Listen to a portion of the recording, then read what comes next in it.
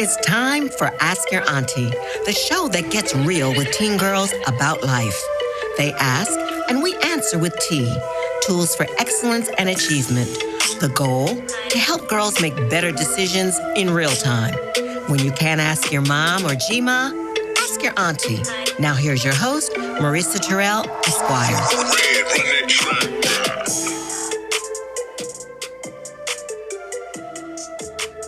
Got questions? Ask your auntie. I'm Marissa Terrell, but you can call me Auntie M. I'm the director of the High Tea Society Foundation and the host of this podcast, Ask Your Auntie, where we provide teen girls with reliable answers to their questions. So let's meet our guest for today. We have great Uncle James. Welcome to Ask Your Auntie. Thank you very much. It is a great joy to be here, and I certainly appreciate you taking this time with me. Oh, well, thank you, sir. So, yes, to our sugars, this is great Uncle James, but guess what? This distinguished gentleman, Rhodes Scholar, et cetera, is also my dad, Reverend Dr. James Terrell. So, Ask Your Auntie apparently has uncles, too. So, Daddy, first question for you. I really want to know, how do you take your tea? What do you have? What's in it? My tea? Your favorite. What kind of tea do you like? I really like English breakfast tea. Yes. I love that. And that is, in terms of a fun drink, that to me is a very, very nice drink. I remember when we were growing up, you used to always have either cinnamon in it, you used to put cinnamon sticks in it, or milk. Yes, Okay. but now I've graduated. I only put honey in it now. Just honey.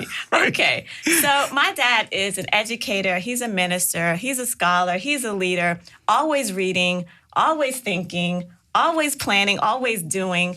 So that's kind of how I was raised. Daddy believes in education. So how many degrees do you have?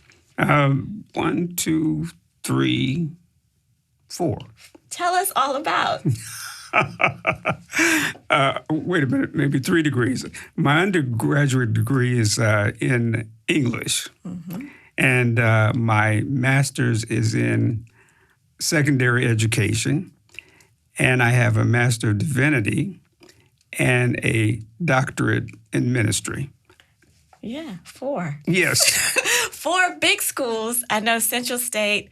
I want to say Georgetown American. or GW, American.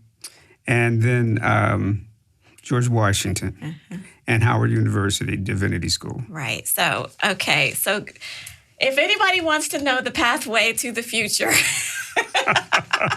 you would ask Reverend Dr. Terrell. He probably could tell you all about that. So you know the drill, right? Before we go any further, sugars, we have to figure out who Dr. Terrell is and can we trust him, right? And why is that? Because we cannot take directions from someone who is lost. So we got to figure out, did he go to high school? I did, yes. Yes, you did? Right. Okay, so we've got to learn a little bit more about you. So what is your full name?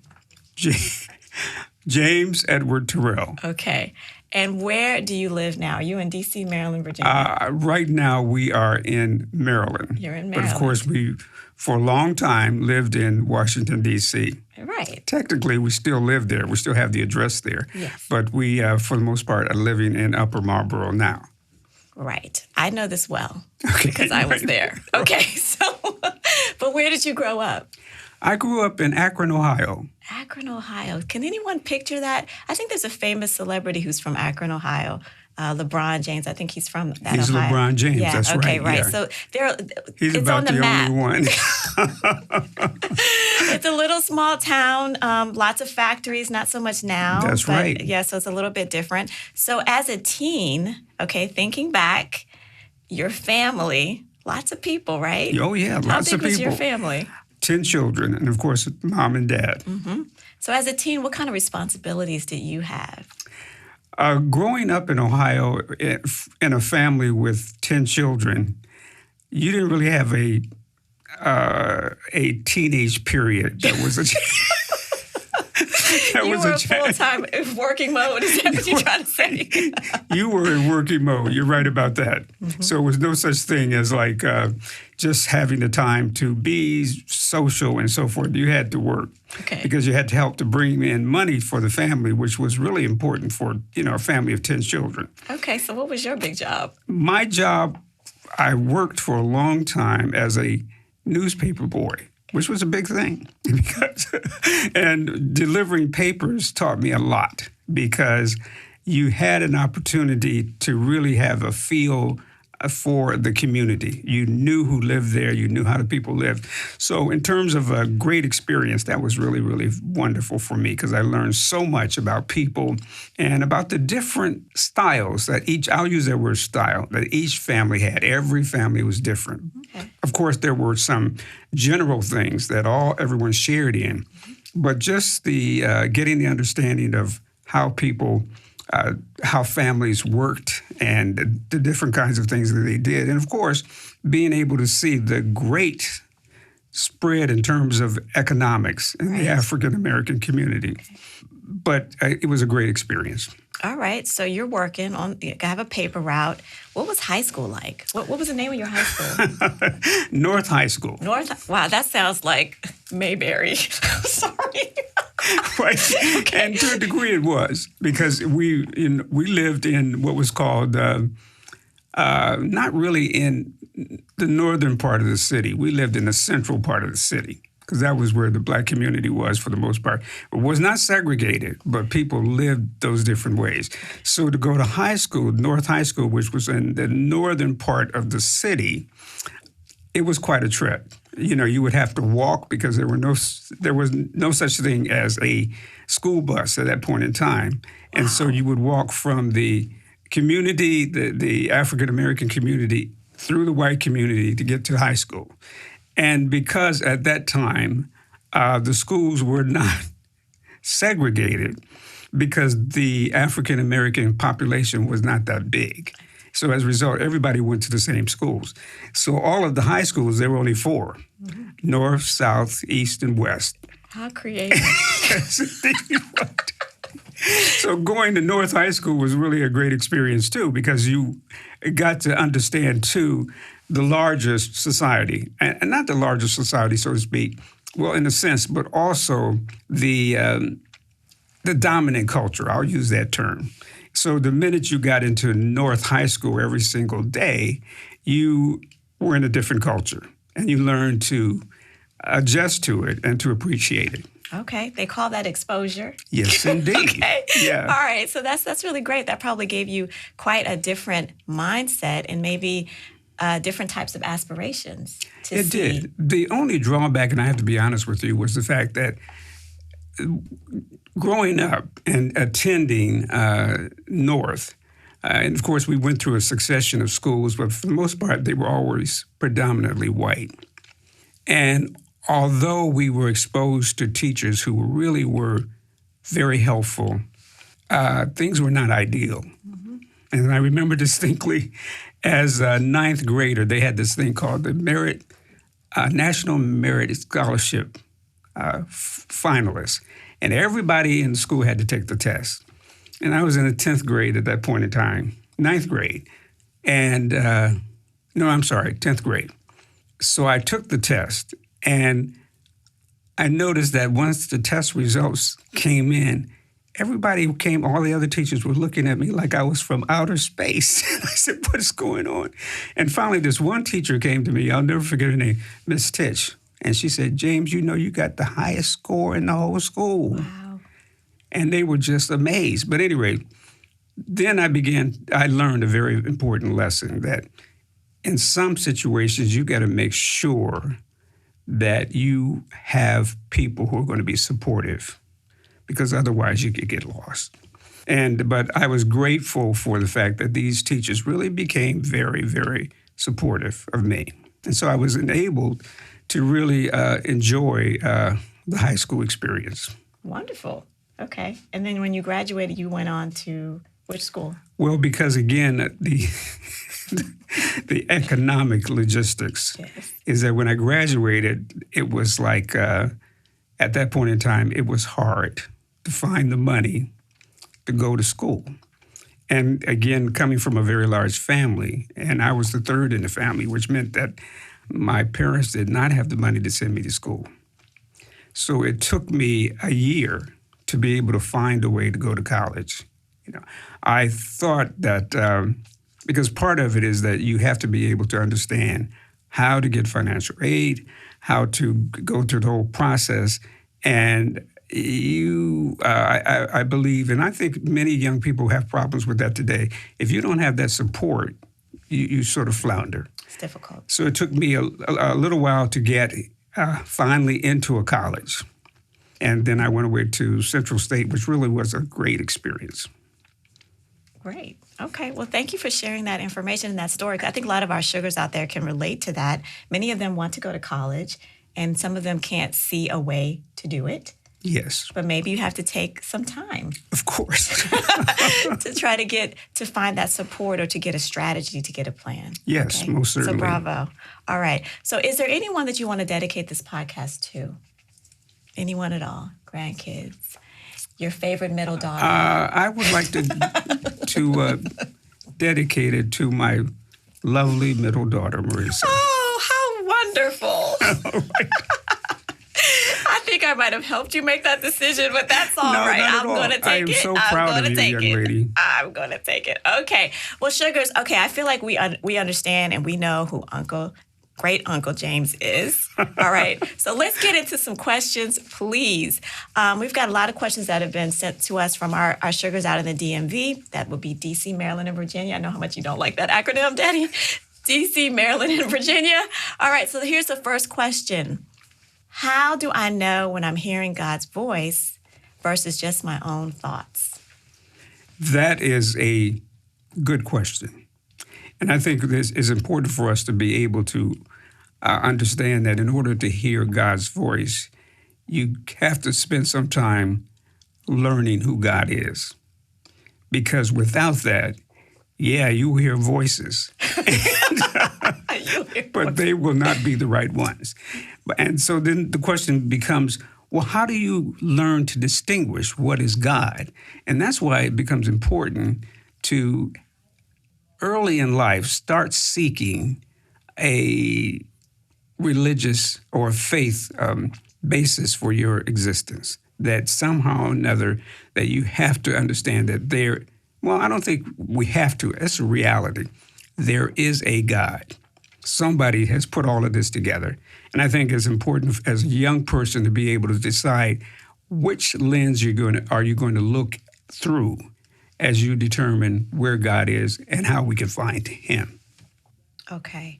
I like that answer because a lot of us are wrestling with that, even our adults out there, right? I mean, just trying to figure out which voice to listen to. Exactly. Because there are a lot. There are a lot of voices. I was listening to this minister talking about that the other day, and about how you have to think about, as you're trying to distinguish, is this God's voice? Does it go against anything that God says in His Word? Does it, if you use your wisdom and your discernment and thinking about what are the consequences of that action, trying to make a decision about, what to do when you start to hear and trying to distinguish. So anyway, thank you for sharing that. Here's another question for you. What do I do when it feels like I'm praying but nothing changes? Well, I think it's important, again, to really have a understanding of religion and where we see ourselves within that. There are a lot of different religions. So if you see yourself as a hypothetical, as a Christian, then you have to really make it a point to understand the tenets of that particular religion, and to we bring it down to earth in terms of faith. What is that faith based upon?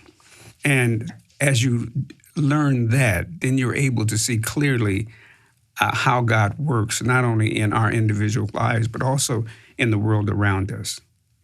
Am I answering your question? No, you are. But, I know because when you're younger and people say pray on it, Yes. And you take the bully issue to God, and you take, the best friend issue to God, and maybe the big test to God. Mm-hmm. And maybe you pray and you don't see anything happen right away. Should you be discouraged? No. I think that, but again, you have to have that connection with the understandings that you have about religion and about God. And what we say is that God loves us. Everybody is important to God. He loves everyone. But we also have to be aware of the fact that in order to establish a real connection, one has to really spend time learning who God is. And I know it's old-fashioned and perhaps these days, but one has to read your Bible. Mm-hmm. You have to get your questions answered. The best way to get them answered is to go to Sunday school. You start there.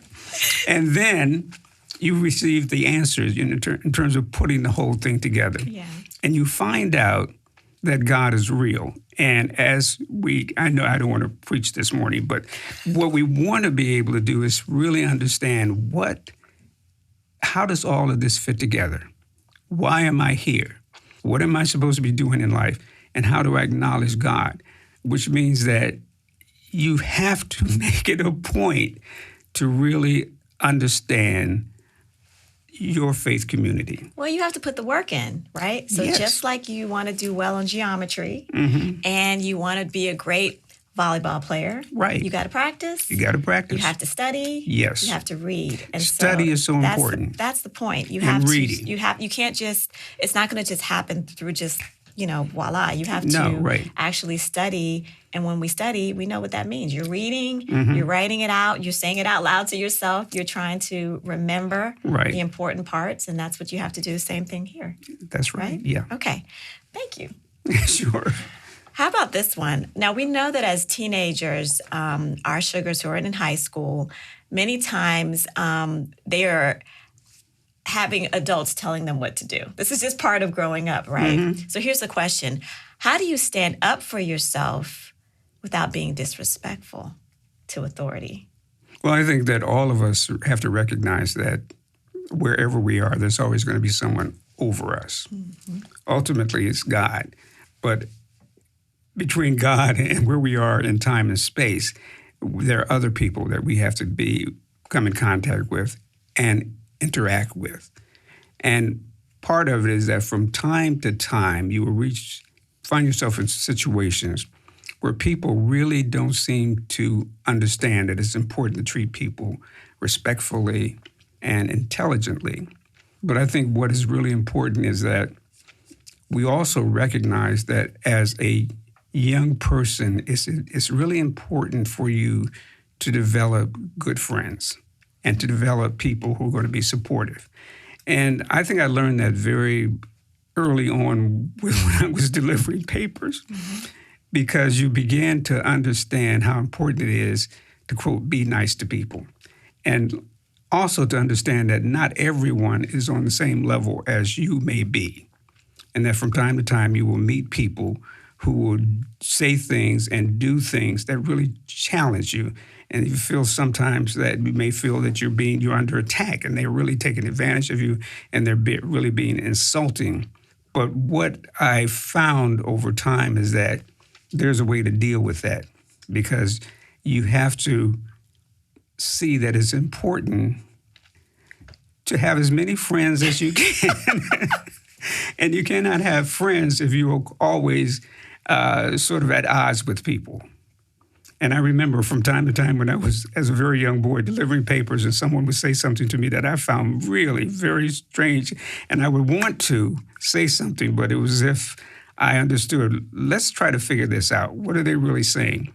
And then understanding by holding your peace, so to speak, you really continue to develop people or develop friends who are going to be very helpful to you. Because a lot of times people take liberties, especially with younger people, and they are saying things out of love. And even though people don't understand from time to time how do you express love to other people, and especially the children, that we understand that basically that's where people are. So you take for granted that if you have a person who is being, say, unkind in terms of what they're trying to say to you or express to you, I'm saying again, learn to not to just go off the deep end. Try to take a few minutes to think about what's going on with this person.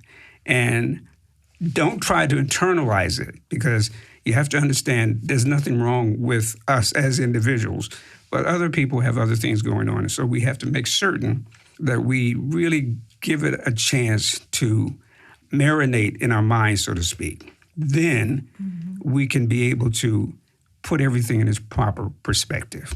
Now that takes restraint. It does. It really does. And what is so interesting is that the way we are sort of programmed now with movies and social media is that when something happens, we immediately respond. Yeah. And it is like if someone comes to us with us, like hits us, we're ready to grab a gun. Like it's a very high response. Sometimes it's out of proportion to what the threat was, but there seems to be a lot of that where people want to react immediately. So what you're saying is the opposite of that. It is, because I think that's what life is really all about. And that's why I think in terms of, as I watch people today, in terms of the kinds of things that they especially expose children to, it's not the real world. And it does not help in terms of helping them to understand how to deal with difficult situations, because that what we see coming out of Hollywood or any other place, that's not reality. And because, if you really decide early in life you want to be a gangster, then fine. But if you have other aspirations, it's not going to fit. So you really need to understand that what is important is always to just deal with people at a higher level, because I think basically people really inherently want to help, especially young people. A lot of people, older people, many times as a kid, I later came to understand they really don't know from time to time how to do it, because they're not as smart as you are. They haven't had experiences or whatever. But you have to really keep that in mind, that they really mean well. And so just take it in terms of criticism or any other kinds of responses to you as a person, and put it in perspective. There's a lot going on with other people, but also we don't want it to stop us from getting to where we want to get to. You don't want to get derailed. Exactly. That's a good way to put it. Right. Okay. Thank you for that. That's a nice contrast to what folks are saying now, and I think that's important for our girls to understand. Everything in Hollywood is not real. That's right. Exactly. Thank you for that. Okay. It's very true. All right. Here's another question. What's one decision that you made as a teen that you wish you could redo? Is there anything? I really wish and I learned this later, that if I could do one thing over again, I would be nicer to my parents. What? Really? What do you mean? In terms of looking at it from the standpoint that these folks are really trying to help me. Doing the best they can. They're doing the best they can. And sometimes we have to understand that, or we reach that point that, we get it. And then you wish that you could go back and change things.